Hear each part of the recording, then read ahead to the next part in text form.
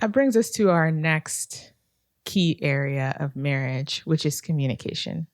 When it comes to your values, you're going to have to be able to communicate them clearly to your partner. We hear the word communication tossed around a lot. You know, communication is key to marriage, which is true. But I think a lot of times people are confused about what exactly communication is. I think people sometimes feel that communication has to always have agreement involved, but you don't always have to agree to communicate. Actually, the purpose of communication is to exchange ideas clearly, right? It's to yield clarity. You're exchanging information, thoughts, feelings one to another. And the goal of communication is to bring clarity, is to bring understanding. It's not necessarily, first of all, to agree, but it's first of all to bring a sense of meaning to a conversation that you're having with someone. Therefore, your communication needs to be honest. Like Thomas mentioned earlier about values, you don't want to express a value that you aspire to but don't actually have.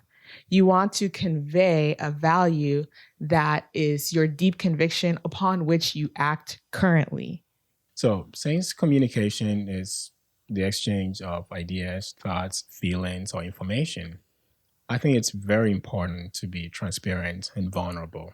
When two people are communicating and they are completely vulnerable, the flow of information or ideas or whatever they're trying to express is not hindered. Whereas when two people are communicating and they're not entirely or totally transparent, there will be a glitch. Now, think about any system that communicates in the world. Two phones communicating or talking to each other, transferring or transmitting information, say your Bluetooth. If your Bluetooth is not discoverable, no one is going to find it to send it anything. That's how communication works. You have to be found, you have to be discoverable, and that leads to vulnerability. So sometimes, even in security terms, you may turn your Bluetooth off, meaning no one can discover you. And sometimes that plays out in marriage where someone is off, but the other person is trying to find them to convey an idea, an information, a thought, or feeling to them, but they are not even found.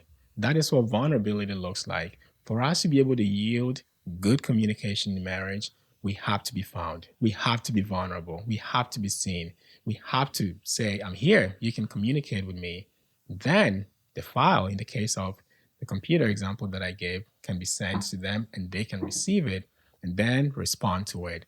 When we are not found, when we are not transparent, when we are not open, communication is hindered. Of course, on the other side of communication is the person who's actively listening to what it is that you are trying to convey. And that person also needs to be honest and vulnerable about how well they've understood you, right? And so that person should be asking questions and listening carefully and making sure that they're on the same page as you. That's what's going to bring you guys to a place of good communication and understanding between one another.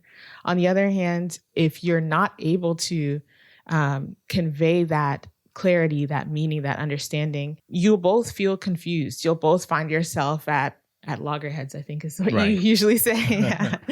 So you'll be questioning, what exactly is real. You'll be questioning, you'll be making assumptions that probably are not true. And you'll be trying to orient yourself in the conversation and find yourself just lost and frustrated. So communication is super important, even if you're not yet at the place of agreement, but just to even have that initial sense of understanding and clarity. Yeah, I know we defined communication already, but I think it's very important to understand what it really is. I'm going to reiterate it again. Think of it as really just exchanging ideas, thoughts, information, or a feeling. That's all it is. So we're not trying to first operate from a very, say, perfect or pristine place. We are only seeking to transmit something to the other person. That is the intent of good communication.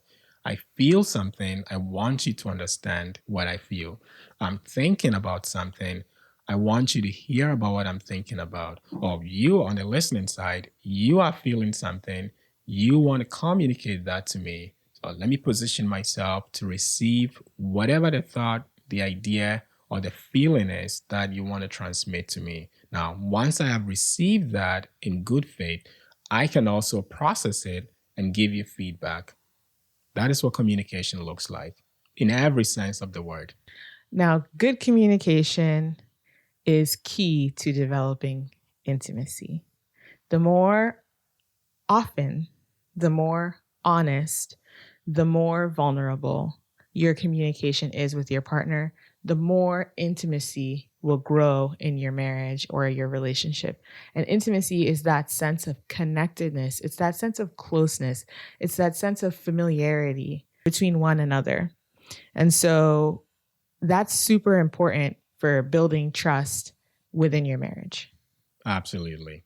So, in light of that, it is really helpful to just over communicate. You cannot communicate too much. In other words, you cannot tell your partner what you think in a way that is just too much.